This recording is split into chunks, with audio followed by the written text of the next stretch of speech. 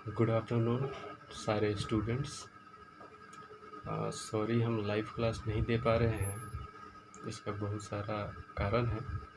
अभी फ़िलहाल छोटा सा एक कोशिश वीडियो क्लिप ही डाल रहे हैं। सबसे पहले हम बताना चाहते हैं कि ये क्लास किन लोगों के लिए है। तो ये क्लास जो है, जो भी स्टूडेंट्स जो है मैट्रिक पास कर चुके हैं उनके लिए भी सुनहरा अवसर है नेवी एमआर में। और जो बच्चे 12 का रिज़ल्ट आने ही वाला है, इसके जस्ट बाद जैसे ही उन लोगों का रिज़ल्ट क्लियर होगा तो उन लोगों को एयरफोर्स नेवी में चांस मिलेगा, इंडियन कोस्ट गार्ड में चांस मिलेगा। अब एयरफोर्स ग्रुप वाई ट्रेड बहुत ही अच्छा होगा। फिर नेवी में भी बहुत सारा ब्रांच है, जैसे सेलर हुआ और आर्टिफिशियल अप्रेंटिस हुआ, तो वे भी बच्चे मेरे से जुड़ सकते हैं। और कुछ छोटे छोटे बच्चे होते हैं जो सैनिक स्कूल का एंट्रेंस देते हैं, नेतरहाट का एंट्रेंस का प्रिपरेशन करते हैं, तैयारी करते हैं, सिमुलतला के लिए तैयारी करते हैं। तो नवोदय विद्यालय हुआ, सिमुलतला हुआ, नेतरहाट हुआ और सैनिक स्कूल हुआ, इसके भी बच्चे मेरे से जुड़ सकते हैं। ये लोग अगर घर पे एंट्रेंस का तैयारी करते हैं तो इन लोगों के लिए भी मैं इन लोगों के लिए क्लास दे रहा हूँ। और जो बच्चे बीएचयू का एंट्रेंस देना चाहते हैं, जेएनयू का देना चाहते हैं, इलाहाबाद यूनिवर्सिटी का देना चाहते हैं या मगध का एंट्रेंस देना चाहते हैं, उन लोगों के लिए भी ये क्लास कंपलसरी होगा। और ये क्लास सबसे जो ज़्यादा कंपलसरी है वो है इन बच्चों के लिए जो फ़िलहाल रेलवे का तैयारी कर रहे हैं। अभी रेलवे का एग्ज़ाम सामने है, जैसे ग्रुप डी हुआ, एनटीपीसी हुआ। उसके बाद एसएससी में भी 3 ब्रांच होता है। एक ग्रेजुएट लेवल में सीजीएल होता है, कंबाइंड ग्रेजुएट लेवल, ठीक है, और एक सीएचएसएल होता है और एमटीएस होता है। इसके भी बच्चे मेरे से जुड़ सकते हैं।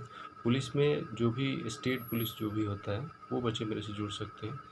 बैंक के भी जो बैंक पीओ हुआ या बैंक क्लर्क हुआ, उसके भी बच्चे मेरे से जुड़ सकते हैं।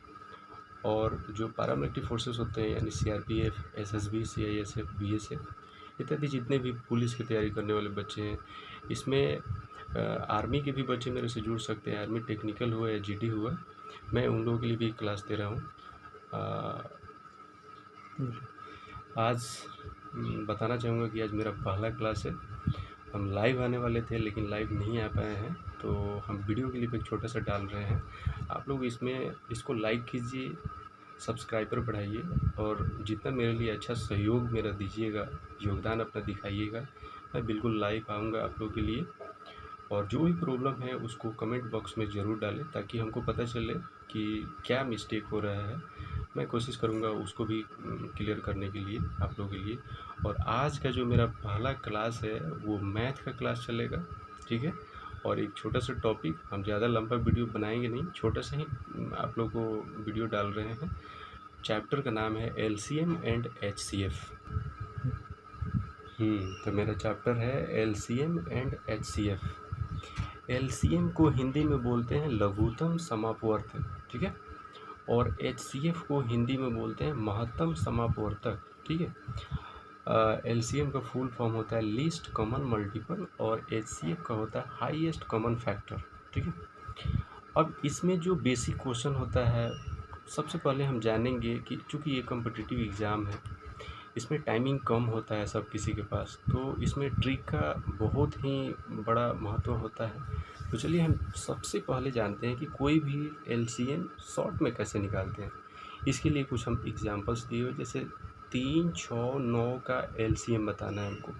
इसमें सबसे पहले हम क्या करेंगे, देखेंगे 3 का ये दोनों गुणज है। 3 के पहाड़ा में 6 भी आता है, 9 भी आता है, लेकिन जैसे ही 6 के पहाड़ा में देखेंगे 9 आता है, 6 के टेबल में तो 9 नहीं आता है, तो इसलिए 6 का एलसीएम कभी भी 9 नहीं होगा। इसके लिए गुणज होना चाहिए।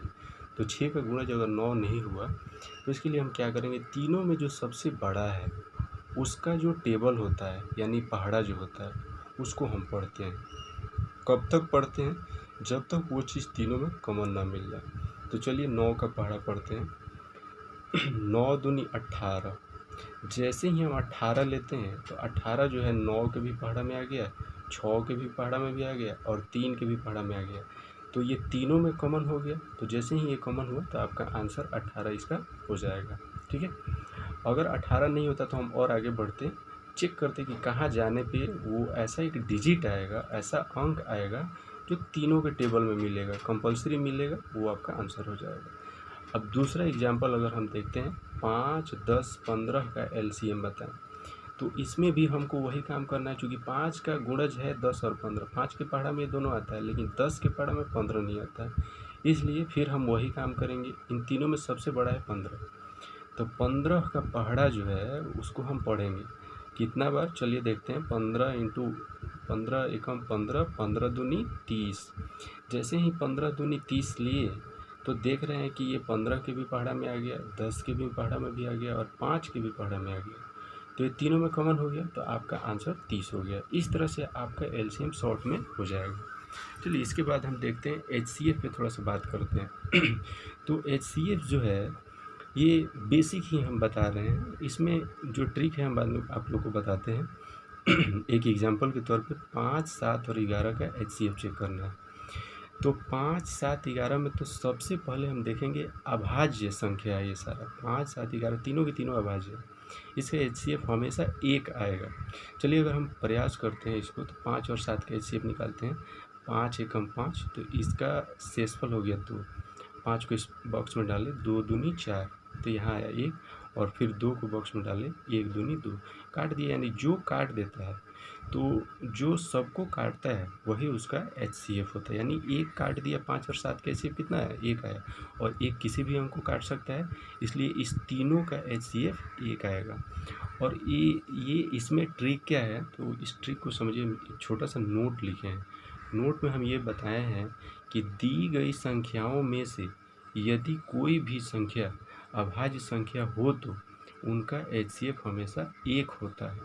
इसको सबसे पहले अपने दिमाग में अपलोड कर लीजिए कि जितना भी ये संख्या दिया हुआ है, इसमें से अगर एक भी संख्या आपको अभाज्य संख्या दिख रहा है तो इसका एचसीएफ हमेशा 1 हो जाता है। ये नोट में लिखा हुआ है कि दी गई संख्याओं में से यदि कोई भी संख्या अभाज्य संख्या हो तो उनका एचसीएफ हमेशा 1 होता है।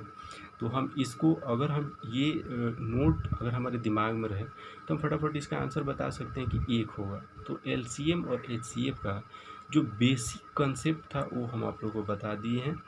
अब चलिए हम देखते हैं कि एग्ज़ाम में, कॉम्पिटिटिव एग्ज़ाम में कैसे क्वेश्चन आता है।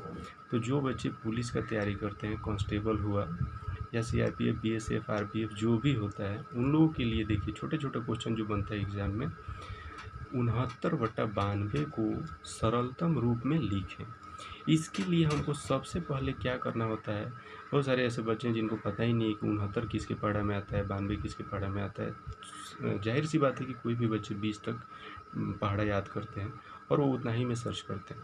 लेकिन अगर हमको पता करना है 69 और 92 कौन सा ऐसा टेबल है, कौन सा ऐसा पहाड़ा है जिससे ये कटेगा, तो फटाफट हम क्या करते हैं कि एचसीएफ निकालते हैं। 69 छोटा वाला अंक को बाहर रखते हैं, बड़ा वाला को अंदर डालें, और इससे हम जैसे ही इसका एचसीएफ देखें तो 69 एकम 69, इसका शेषफल आया 23। अब हम 69 को डाल दिए तो 23 या 69, अब ये चूँकि कट गया तो इसका एचसीएफ कितना आया, 23 आया। अब हमको इतना पता चल गया कि 23 जो है इन दोनों को काट सकता है, इसीलिए हम यहाँ पे लिखें 69/23 और 92/23।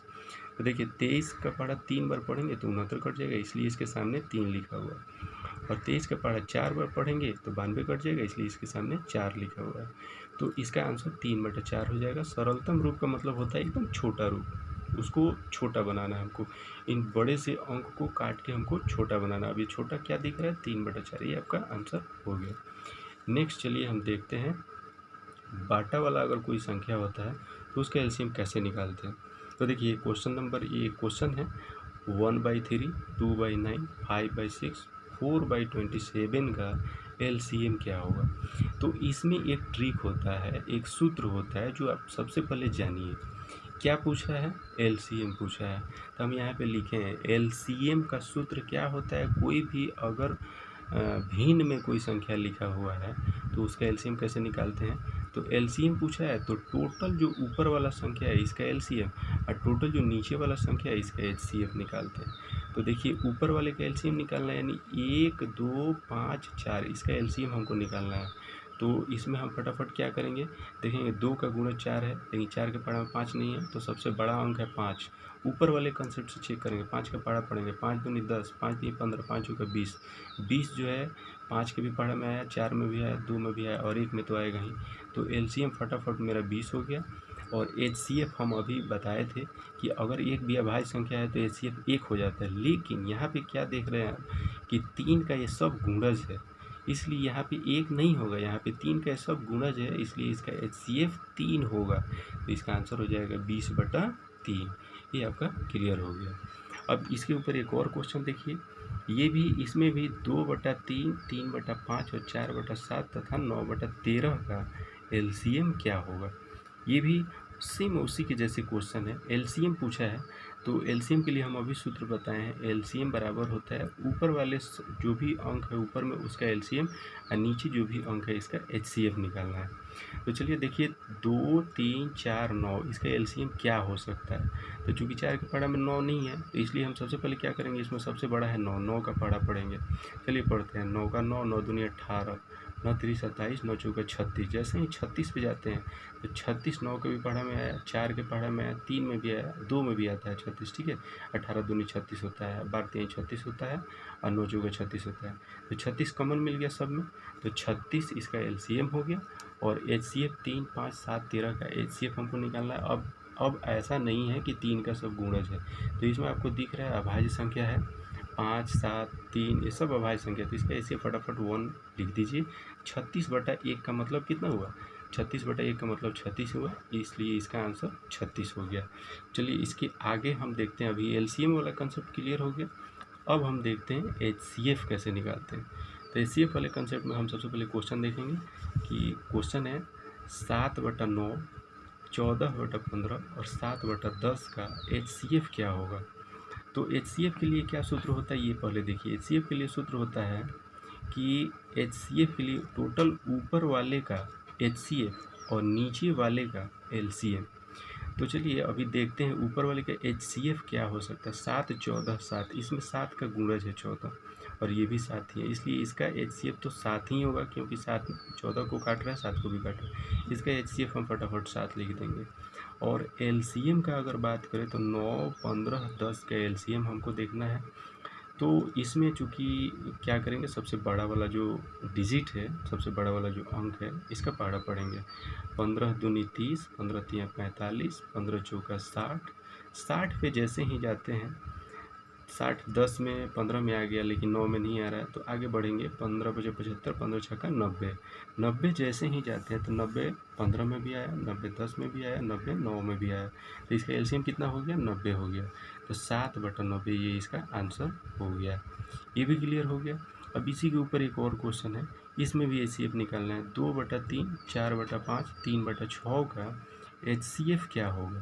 तो चलिए देखते हैं, इसमें भी सूत्र वही है, एचसीएफ बराबर ऊपर वाले का एचसीएफ और नीचे वाले का एलसीएम, वही कंसेप्ट सेम लिखा हुआ है।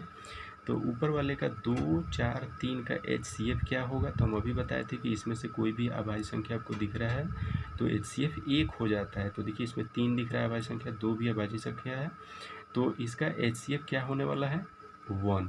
यहाँ 1 लिखा हुआ है। चलिए एलसीएम देखते हैं, 3, 5, 6 का एलसीएम क्या होगा।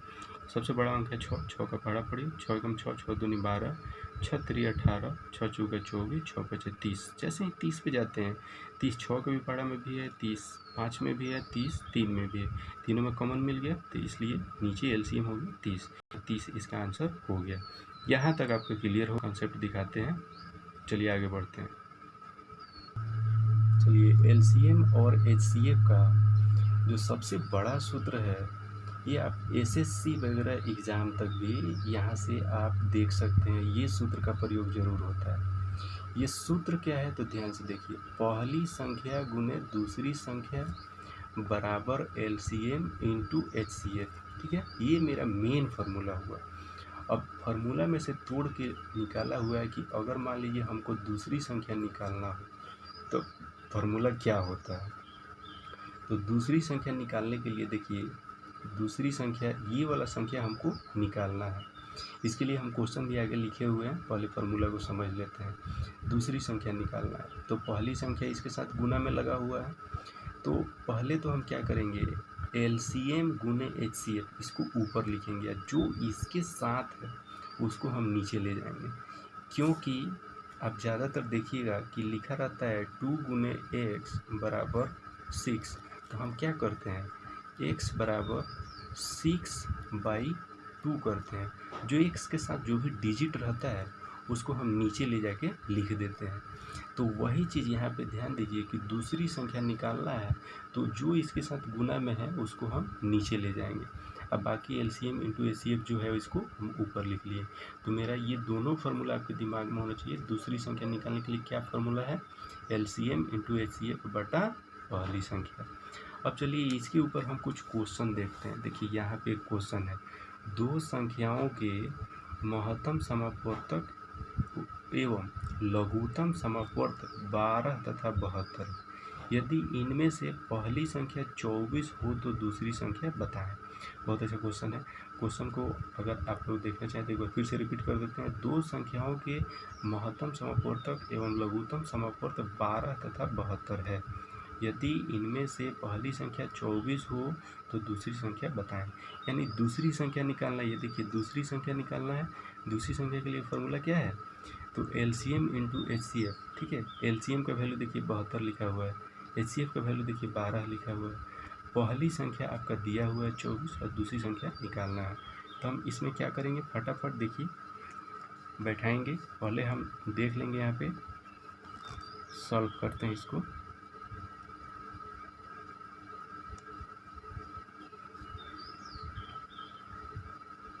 LCM is equal to 72, HCF is equal to 12, पहली संख्या का मान दिया हुआ है।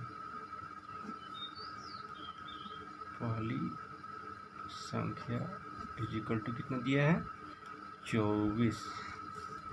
और दूसरी संख्या का फॉर्मूला पे हम बैठाएंगे। दूसरी संख्या is equal to LCM into HCF बटा पहली संख्या। देखिए इस पे बैठाते हैं। LCM का वैल्यू कितना है, 72 है। चलिए 72 गुना के चिन्ह है, गुने HCF का मान कितना है, 12। पहली संख्या कितना दिया हुआ है, 24। चलिए काटते हैं, 12 दूनी 24 होता है और 2 से 72 काटिए, कितना बार में कट गया, 36 बार में कट गया। तो इसका दूसरी संख्या जो है आपका फटाफट आंसर हो गया, 36 आपका आंसर हो गया। क्लियर हो गया, ये क्वेश्चन भी क्लियर हो गया। अब चलिए इसी के ऊपर एक और क्वेश्चन देखते हैं। ये क्वेश्चन है, दो संख्याओं का लघुत्तम समापवर्तक 2310 तथा महत्तम समापवर्तक 30 है, यदि इनमें से एक संख्या 210 हो तो दूसरी संख्या क्या होगी। तो ये चूँकि इसमें अंक जो है बड़ा बड़ा दिया हुआ है, लेकिन अगर आपके पास ये फार्मूला है ना, दूसरी संख्या का फार्मूला, तो आप बहुत आसानी से बना सकते हैं। इसमें भी हम वही चीज़ लिखेंगे, LCM इज इक्वल टू कितना लिखा हुआ है, चलिए 2310 यानी 2310। ठीक है, HCF इज इक्वल टू दिया हुआ है कितना, HCF इज इक्वल टू दिया हुआ है 30। अब पहली संख्या दिया हुआ है, पहली संख्या इज इक्वल टू कितना दिया है, 210। अब बस फॉर्मूला पे बैठा दीजिए, सूत्र पे। दूसरी संख्या बराबर LCM इंटू HCF बटा पहली संख्या।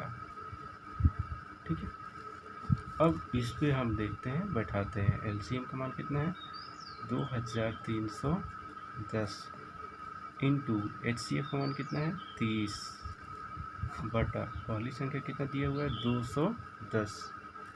बस काटते हैं, 1 0 से 1 0, 3 से काटिए, 3 7 21, 7 से इसको काटिए, 7 त्रिका 21, 23 में से 21 गया तो 2 बचा, 2 के पीछे 1 है यानी 21 हो गया, फिर 7 त्रिका 21, 33 बार में 2 से 31 कट गया, एक जीरो को बैठा दीजिए इसके पीछे, तो इसका आंसर आ गया 320। ये हो गया आपका आंसर। तो एलसीएम एचसीएफ में फ़िलहाल जो भी बेसिक था वो हम सारा आप लोगों को करा दिए हैं। एक छोटा सा प्रयास था, आप लोग ऐसा मत सोचिएगा कि बेसिक ही पढ़ाया जाएगा, इसमें बहुत सीजन लेवल तक का भी हम मैथ बताते हैं, सब सारा ट्रिक है मेरे पास, ठीक है। तो आप लोग बिल्कुल भी टेंशन नहीं लेना है। और बिगिनर जो भी है, स्टार्ट जीरो लेवल से स्टार्ट करने वाले बच्चे, इस पर काफ़ी ध्यान देंगे। ये क्लास उन लोगों के लिए बहुत ही महत्वपूर्ण है। और बाकी जो एडवांस लेवल की तैयारी करने वाले जो बच्चे हैं, एक्सपर्ट लेवल के, मैं उनके लिए भी अभी एक एक करके क्लास दूंगा। फिलहाल आप इसमें समझिए और बताइए कि इसमें कितना आप समझे और क्या प्रॉब्लम हो रहा है। जो भी हो रहा है आप मेरे कमेंट बॉक्स में डालिए। That's all, okay, thank you.